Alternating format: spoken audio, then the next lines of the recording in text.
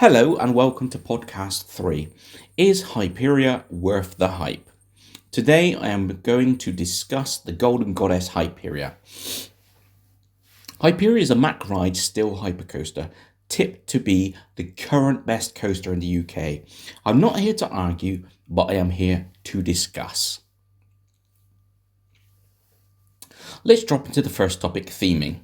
Hyperia is all about external theming, whether that be props, live actors, or music. As regard to on-ride theming, there isn't much. I love walking into the Hyperia courtyard and seeing this absolutely gigantic frame with its golden and white track. I often encounter live dancers in custom-made outfits and thoroughly enjoy the show. Hyperia seems to be encased in a golden queue line and surrounded by a few black and gold buildings that are bespoke to Hyperia. It seems the storyline of the Golden Goddess is presented mainly by external presentation. Don't get me wrong, the station building looks superb, but what actually does it mean? It's pristine, tall and presented in eye-catching colours.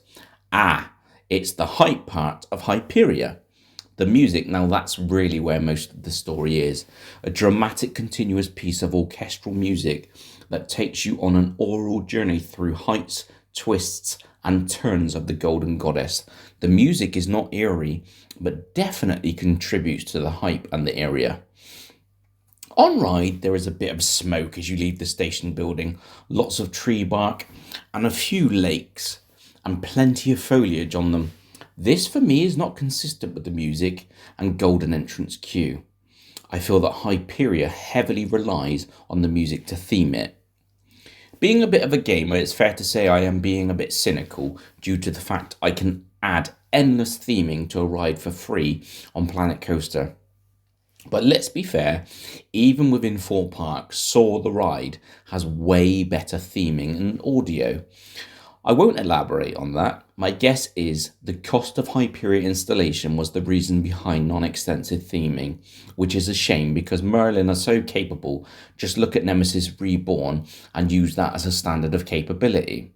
Let's move on to the second topic, ride train and smoothness. On that tangent, in its first year, Hyperia had a reputation for breaking down. I, on numerous occasions, seen Hyperia broken down at the top of the lift hill for significant periods.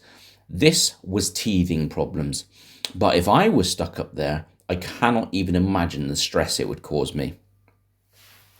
The lap bar on Hyperia is by far the most comfortable and secure one I've been inside.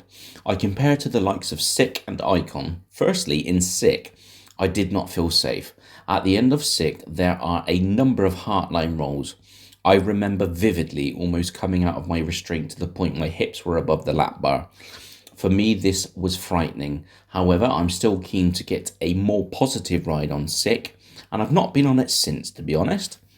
I had a similar experience with Icon. Although I felt far safer on Icon, the lap bar wraps around you and covers your thighs. Maybe I am being cynical. I definitely prefer overhead restraints as I feel more protected. Going back to Hyperia, I only had a positive experience and felt comfortable throughout my ride. Hyperia has superior smoothness to any coaster I've been on in the UK. Icon comes the closest, but has a far less superior layout, which brings me to the next topic. The third topic, the layout. Why is Hyperia tipped as the number 1 coaster? I don't disagree, but I am going to argue in defence of other roller coasters in the UK. In my opinion, Odyssey at Fantasy Island has by far got the best layout in the UK. It's intense all the way through after the lift hill. I don't know another coaster in the UK that meets this intensity. The big downfall of Odyssey is that it is a headbanger, and a really bad one at that. Crazy Me likes headbangers. I am also a fan of Infusion at Blackpool Pleasure Beach. Oh, and to note, they are both Vekoma SLCs. Let's talk Smiler with its 14 inversions, that being a record breaker. Oh, and to mention it's getting old now, as in 12 years old this year. Getting rougher with age too, but the layout is incredible. An absolute beast from Gerstlauer. Hyperia is all about that twisting first drop, the awesome hang time of the overhead loop, and let's not forget its incredible speed. Yes, wow. The whip of that first drop is awesome, but I honestly compare it with the likes of Kumali. Again, this is an SLC. These are usually standard in format, however Odyssey is actually custom. The hang time of Hyperia is comparable with Icon.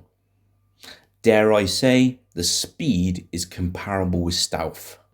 However, all the previous comparisons with Hyperia don't meet Hyperia with its quality. Hyperia is for sure the best coaster in the UK, but we must remember some coasters have aged, been rethemed, and work in parks with lower budgets. In my honest opinion, Hyperia has been mildly overhyped. In response to the podcast title, Hyperia is not worth the hype, but is gently better than the rest.